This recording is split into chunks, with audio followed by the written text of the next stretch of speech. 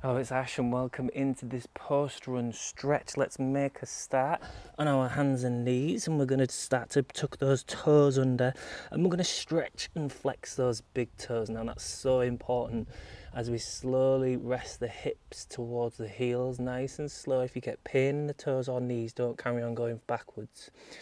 Pause before you get to pain. But if you can, you go hips to heels and then we just move left and right. Now if you've already stopped before that, again, if you're just here and you just hips are off your heels, you can just go left and right there like that. But wherever you are, stretching into those toes. Now we ideally want to have at least 30-degree flex of those toes. And most of us and most of the runners that I've seen over the last decade do not have that degree of flexibility in their toes because of modern footwear, which completely reshapes our feet and causes a whole host of issues to our foundations. Okay, we're going to rock forwards and rock back now, nice and slow. Breathe as we do this, just gently getting the blood flowing through those muscles and tendons that might not have been in this position. We get a little bit of a squish into the thighs and the knees and the hips. Okay, we're going to bring the tops of the toes to the mat. I'm going to slowly sit the hips into the heels again. Avoid pain in the feet and the knees. Okay, move to the left and the right. So we're stretching the tops of the feet, then the ankle and into the shin, going up into the front of the lower leg. Move to the left and to the right. Again, this compression as we squish and massage, move left and right. It makes the tissues glide over each other smoothly.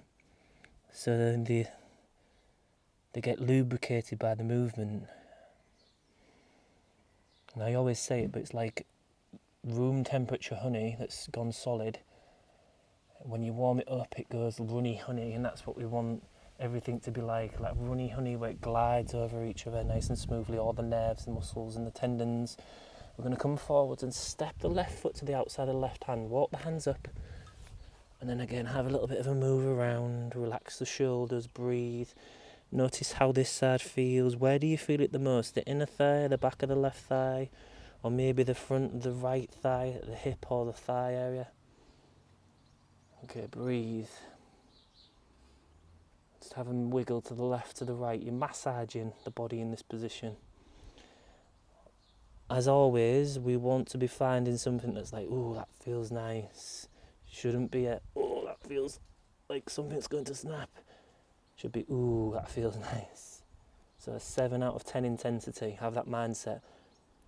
Okay, open up that left knee away from the body now. That might feel quite intense. Drop the right hip into the floor and twist and look over that left knee. And you might feel that open up that right hip, torso area. Breathe. And then twist and come back through to the centre. We're going to walk the hands to the knee at the back and start to just straighten the leg a little bit. Now don't lock the knee out because we don't want to, again, floss the sciatic nerve. Nerves are not flossable. Okay, relax the shoulders and breathe and get a 7 out of 10 in the hamstring. So again, right at the back of the thigh and then come backwards and forwards. So you're pulsing nice and slow, massaging in and out of this stretch. So nice, slow, dynamic stretch to soothe the body, help it recover. How does this feel?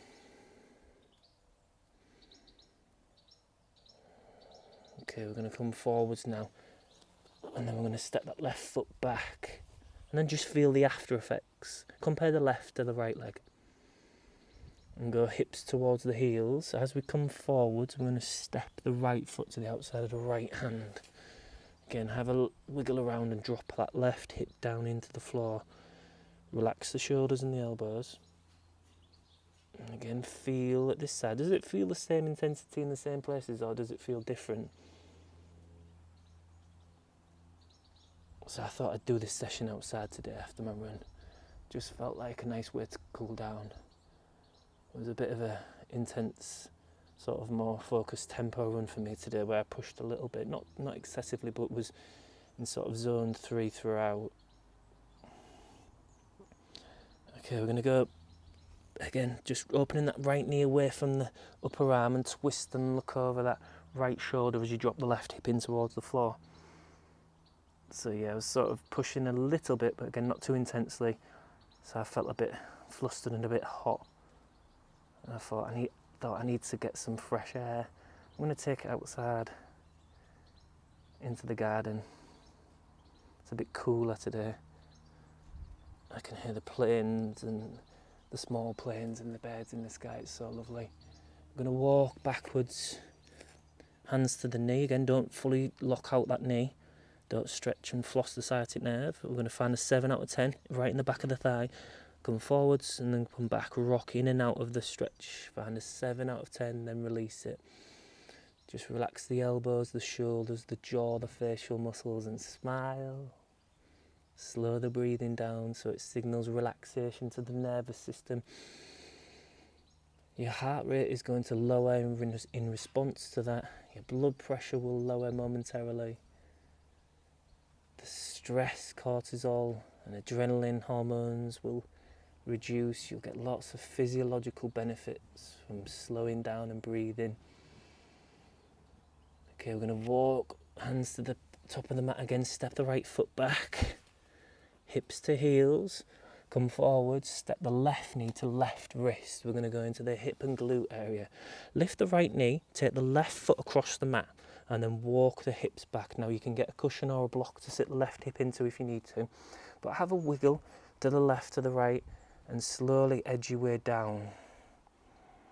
Breathe, move. Should be feeling like a really nice massaging effect into that left hip, possibly into the right front hip as well. And then if it's okay for your body, if it will allow you to, you could come down onto your elbows. Relax the shoulders and the jaw. Again, breathe. So how was your run today? How did it go?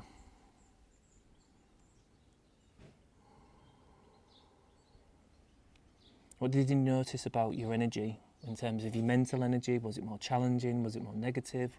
Was you actually kind of more positive? And then how was your physical energy levels as well?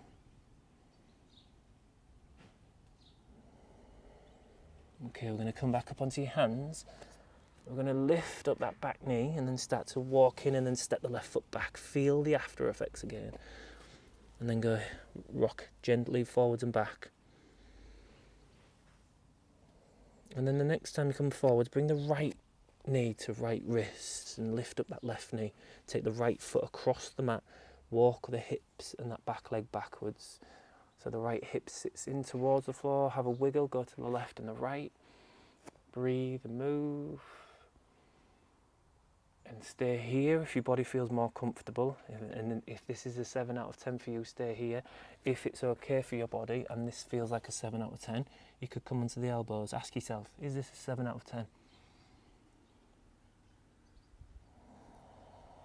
So again, when we're asking ourselves things like that, when we're asking ourselves questions, when we're listening to sensations and responses, and we're sort of learning and understanding about our runs as well, we're sort of broadening our body and mind IQ, so to speak. Okay, lift the head and chest. Hands come in, lift that back knee, step the foot backwards. Again, gently rock forward and back. Just, again, feel the after effects of that. I'm going to get into the back now as we come down onto the front. Elbows down and bring the waist down and touch the toes together at the back. Lift the head and chest and breathe. Nice and slowly. You should feel nice supportive work into that lower back. It should feel like, ooh, that feels nice again. Again, breathe and smile.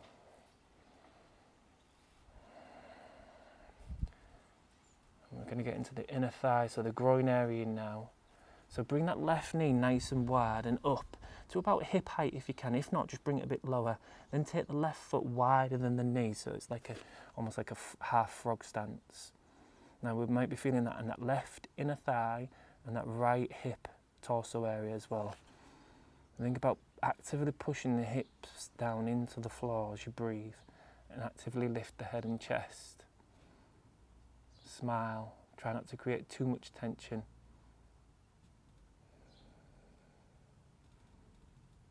Okay, let's switch nice and slowly. Bring that left leg in, take the right leg out, and then the right foot wider than the knee. Again, breathe, nice and slow, resting, coming towards the end of this stretch again. If you're interested in a free 7-day program, have a look in the link in the description below. You get some structure to your routine and understand what it's like to work with me as your coach. Or have a look at runbetterwithash.com if you're watching this on a TV. And all the different coaching options and how I can support you, give you motivation, guidance, accountability, and I'll do everything for you. You know, all of the planning, you'll know what it's like. You don't have to second guess yourself on what you should be doing on what day. So well done for showing up for your stretch today after you run. I'm going to slowly bring that leg in. I'm going to come up, have a little bit of a wiggle around. Notice how you feel and how do you feel after that. And well done, fantastic work. Well done for not skipping the stretch, putting that work into your body, which will, as you probably feel, it's beneficial. Maybe feel more relaxed, more calmer, which is a really nice way to start the rest of your day. So well done, and I shall see you in the next video.